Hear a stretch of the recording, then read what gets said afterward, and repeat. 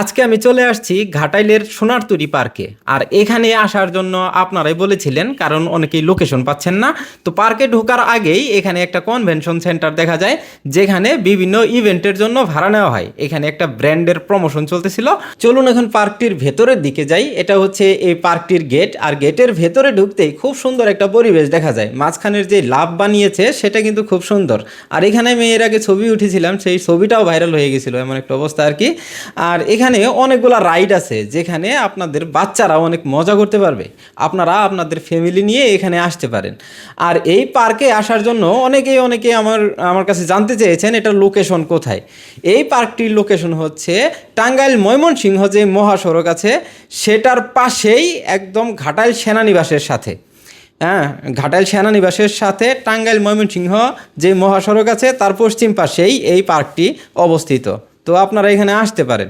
এখানে বিভিন্ন রাইড আছে, প্যাডেল বোর্ড আছে, তারপর ওই যে মাঝখানে যে একটা বসার জায়গা দেখতে পাচ্ছেন, গরমের সময় সেখানে বসলে কিন্তু অনেক ঠান্ডা ঠান্ডা অনুভূতি হবে। চলেন আমরা সেই দিকে যাই। তো সেই দিকে যাইতে যাইতে এই পাশের পরিবেশটা দেখেন কত সুন্দর দেখা যাইতেছে। এখানে যে পুকুরটি আছে, পুকুরের মাঝখানে যেই বসার জায়গাটি বানানো হয়েছে সেটা খুবই সুন্দর একটা জায়গা বলা যায়। আর এখানে আমি আসলে মাঝে মাঝেই ঘোরার জন্য আসি, তো আজকেও আসছি আর কি এখানে ঘুরে বেড়ানোর জন্য। আর আপনারা যেহেতু বলেছিলেন লোকেশনটা দেওয়ার জন্য, তাই আর কি বিশেষ করে এখানে আসা। আর পার্কটির ভেতরে আমি যখন ভিডিও বানিয়েছিলাম 5-6 মাস হবে, তো 5-6 মাসে তেমন কোনো মানে পরিবর্তন হয় নাই, তেমনই আছে আর কি যেমন আগে ছিল।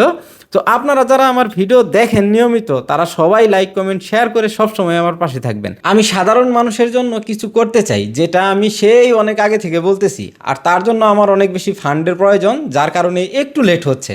তো আপনারা যারা ভিডিও দেখেন তারা অবশ্যই লাইক কমেন্ট শেয়ার করবেন। আর আমার পেজের নাম হচ্ছে টাঙ্গাইলের আশরাফ, সেটাতেই মূলত আমি সেই ধরনের কাজগুলো করব।